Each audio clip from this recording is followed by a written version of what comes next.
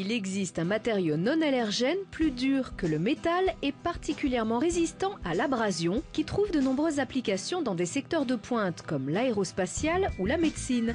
Son nom, la céramique. NanoCéram en a fait son cœur de métier. La jeune start-up de l'agglomération grenobloise réalise des poudres céramiques à l'échelle nanométrique pour des besoins industriels et textiles. Une aventure commencée en 2008 lorsque Didier Duprat et Laurent Gabert, tous deux issus d'une entreprise spécialisée dans le domaine, décident de monter leur propre structure. Le premier prendra en charge la partie technique, le second l'aspect commercial.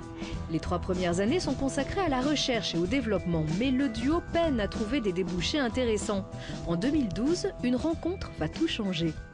Alors le tournant pour NanoCéram, ça a été clairement la rencontre avec un des acteurs de l'horlogerie suisse qui nous a clairement fait comprendre qu'il y avait des besoins dans le domaine de la céramique.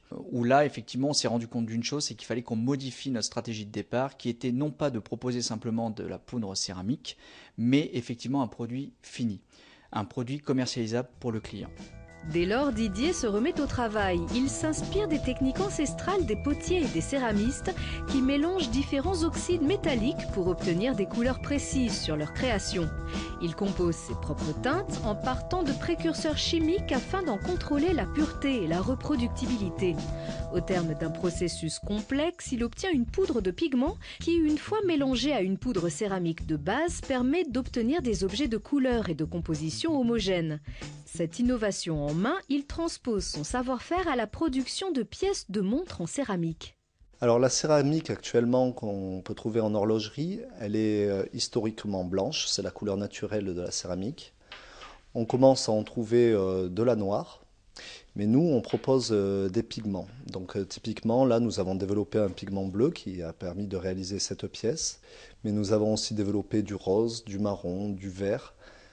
Ceci à la demande des clients qui voulaient des couleurs spécifiques qui correspondent à leur marque. Le premier client de NanoCéram expose ses créations au Salon mondial de l'horlogerie à Bâle. L'entreprise grenobloise est rapidement repérée par de nombreux acteurs de ce riche secteur du luxe et les commandes se multiplient. Une formidable opportunité de développement pour le duo d'entrepreneurs qui ne se limite plus à l'horlogerie. Alors, cette innovation a été développée par rapport à l'horlogerie. Aujourd'hui, on n'a en gros fait qu'une infime partie de ce qu'il est possible de faire dans ce secteur-là. Donc on a beaucoup d'autres choses à développer aujourd'hui dans l'horlogerie, mais plus généralement dans le secteur du luxe, parce qu'il y a des secteurs comme effectivement la maroquinerie, la bagagerie, qui indirectement sont aussi très demandeuses de ce type de produits. Donc effectivement, aujourd'hui, on n'en est qu'au début de ce que l'on peut faire dans le domaine de la céramique sur ce secteur-là. La prochaine étape, recruter et investir dans de nouveaux équipements pour internaliser la totalité du process et ainsi s'assurer une réponse exemplaire aux besoins des clients.